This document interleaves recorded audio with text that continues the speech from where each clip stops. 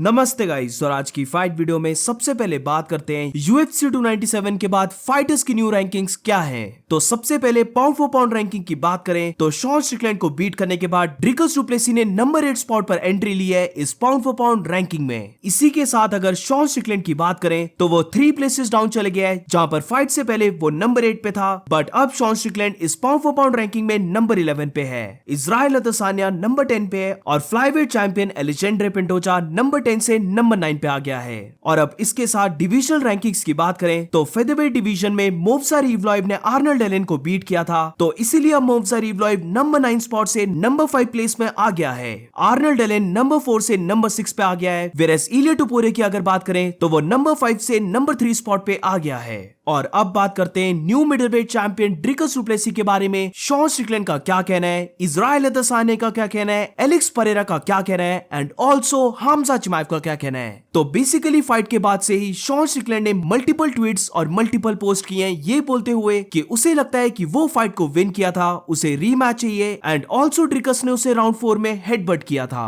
अब रिसेंटली इस चीज को लेकर बहुत ज्यादा टॉक्स हो रही है, जहां पर ये चीज एक्चुअली में ट्रू है कि राउंड 4 में ड्रिकस डु प्लेसी और शॉन स्ट्रिकलैंड एक दूसरे के साथ क्लिंच करते हैं, जहां पर Dricus du Plessis Sean Strickland को पुश करता है और उसी पुश के बीच में हेडबट भी हुआ था। अब काफी लोग ये चीज मानने लग पड़े कि जो शॉन स्ट्रिकलैंड को लेफ्ट साइड कट लगा था वो इसी हेडबट की वजह से लगा था, बट एक्चुअली में वो कट पहले ही लग गया था, जहां पर ड्रिकस डु प्लेसी ने एक राइट पंच को थ्रो किया था, बट उसके बाद डेफिनेटली दोनों के बीच में हेडबट हुआ था और इसकी वजह से ये वाला कट ज्यादा वर्स हो गया था। तो बेसिकली शॉन स्ट्रिकलैंड इस पोस्ट में यही चीज को बोल रहा है, जहां पर ड्रिकस डु प्लेसी ने फाइनली शॉन स्ट्रिकलैंड का रिप्लाई दे दिया है और डीडीपी का ये कहना है कि why don't you cry about it again. तो बेसिकली ड्रिकस अभी शॉन स्ट्रिकलैंड से खुश नहीं है। अब इसके बाद शॉन स्ट्रिकलैंड ने बेसिकली चेल सनन के एक पोस्ट को रीपोस्ट किया है, जहां पर चेल सनन ने ये लिखा है कि ड्रिकस डु प्लेसी की नेक्स्ट फाइट किसके साथ होनी चाहिए, rematch with Sean Strickland, Khamzat Chimaev या फिर इजराइल अदेसानिया के साथ। तो यहां पर हम देख सकते हैं कि मेजॉरिटी ऑफ वोट्स आ रहे हैं कि ड्रिकस की एक रीमैच फाइट होनी चाहिए शॉन स्ट्रिकलैंड के साथ। अब रिसेंटली मैंने चेल सनन के इसी कम्युनिटी पोस्ट को विजिट किया है, जहां पर हम देख सकते हैं कि 69,000 पीपल ने वोट दिया है और मैक्सिमम वोट यहां पर आए कि ड्रिकस डु प्लेसी की एक रीमैच फाइट होनी चाहिए शॉन स्ट्रिकलैंड के साथ। सेकंड प्लेस पे है इजराइल अदेसानिया और अगर नंबर 3 की बात करें तो सबसे लीस्ट में है हमजा चिमाएव। इस टॉपिक में एक और फाइटर आ गया है, जहां पर light heavyweight champion Alex Pereira ने भी एक पोस्ट को किया है और इस पोस्ट में हम देख सकते हैं उसने ये लिखा है कि क्या उसे अपनी वन लास्ट फाइट करनी चाहिए मिडलवेट डिवीजन में। और इस पोस्ट का रिप्लाई ड्रिकस डु प्लेसी ने भी दिया है, जहां पर डीडीपी का ये कहना है कि वो डेयर करता है एलेक्स परेरा को उसके साथ फाइट करने के लिए। So what do you guys think about this? तुम्हारे अकॉर्डिंग ड्रिकस की फाइट किसके साथ होनी चाहिए? Let me know in the comments. और अब बात करते हैं हमजा चिमाएव ने क्या कहा ड्रिकस डु प्लेसी के बारे में। तो बेसिकली हमजा चिमाएव ने ड्रिकस डु प्लेसी को कॉल आउट किया है UFC 300 के लिए, जहां पर हमजा ने ट्वीट किया सी यू सून बी Plessis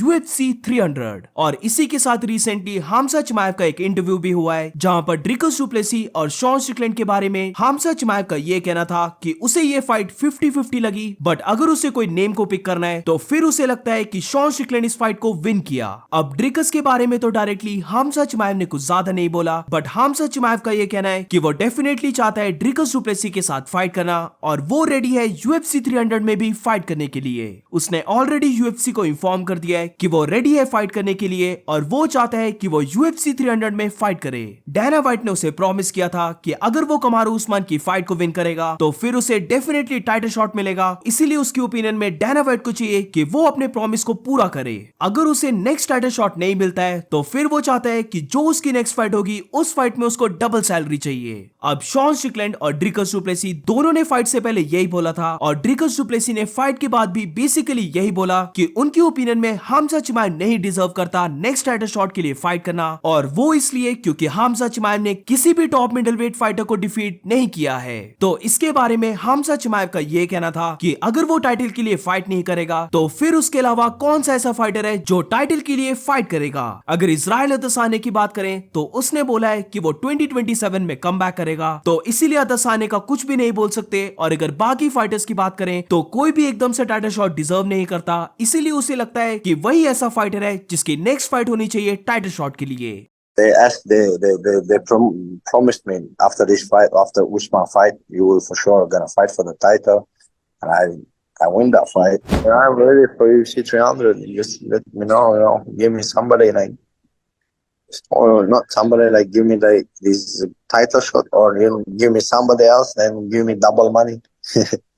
Uh, if you promised me, it's not for me, not for me, not for you, and that should be like double money or should be for the belt, अब इसके बाद हामजा चिमाएव ने Shawn Strickland के बारे में ये कहा कि शॉन स्ट्रिकलैंड एक फेक टफ गाय है, यानी कि बेसिकली शॉन स्ट्रिकलैंड जो एक्ट करता है वो सारा फेक है। हामजा चिमाएव ने कहा कि जब वो शॉन स्ट्रिकलैंड के जिम गया था तो हर दिन वो स्पारिंग में शॉन स्ट्रिकलैंड को बीट करता था। उसने इवन शॉन स्ट्रिकलैंड को सबमिट भी किया है और इसी की वजह से फिर शॉन स्ट्रिकलैंड अपने कोच के पास गया, जहां पर उसने अपने कोच को ये बोला कि वो हामजा चिमाएव को ये बोले कि हामजा चिमाएव को चाहिए कि वो ज्यादा हार्ड ना जाए स्पारिंग में और वो एक लाइट स्पारिंग करे। और अब बात करते हैं इजराइल अदसाने ने क्या कहा ड्रिकस डु प्लेसी के बारे में। तो बेसिकली इजराइल अदसाने ने मल्टीपल चीज कही है, बट जो सबसे मेन है वो अदसाने का ये वाला ट्वीट है, जहां पर इजराइल अदसाने का ये कहना है कि उन दोनों के पाथ पहले से ही कंफर्म थे कि वो क्रॉस होंगे और इसीलिए stay tuned for the next episode.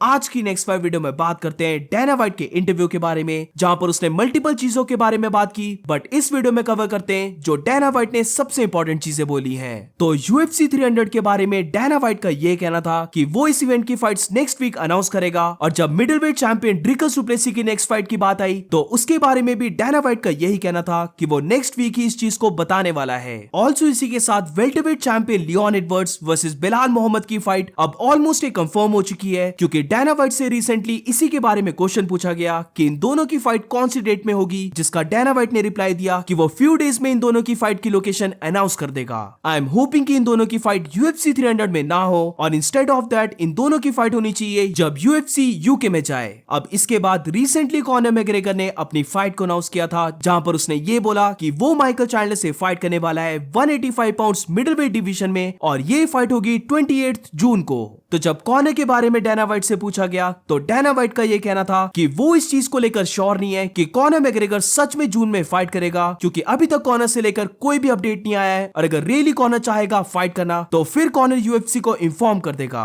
तो इट्स लुकिंग लाइक अभी तक जो कॉनर ने डेट बोली है वो बिल्कुल भी कंफर्म नहीं है। और इसी के बाद अगर मोवज़ार इवलॉइव के बारे में बात करें तो आर्नल्ड एलन को बीट करने के बाद मोवज़ार इवलॉइव ने बेसिकली ये कहा कि वो जानते हैं कि वो इस फाइट में भी एक फिनिश को नहीं कर पाया, बट वो डेफिनेटली ट्राई कर रहा है अपनी फाइट्स को फिनिश करने का। तो इसी चीज के बारे में डैना व्हाइट का ये कहना था कि मोवज़ार की फाइट सारी फाइट्स में से सबसे ज्यादा लीस्ट फन फाइट थी।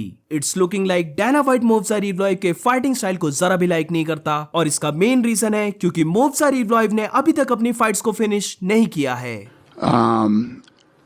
Yeah. I mean, what's his win streak like? He's on. I think he's like 18, 19. Yeah, 18 or 19, and yeah, that place sucked the wind right out of that fight sucked the wind right out of the arena tonight. So it might bum him out, but he's got to deal with it. Yeah, that was the least fun fight anybody's ever seen. So he doesn't have much to complain about. You know who lost that fight? The fans. Yeah. So yeah, he doesn't have much to bitch about on that one. So that's it for today guys. आज की fight video में बस इतना ही। अगर आपको video अच्छी लगी हो तो please make sure to like subscribe. मिलते हैं नेक्स्ट वीडियो में।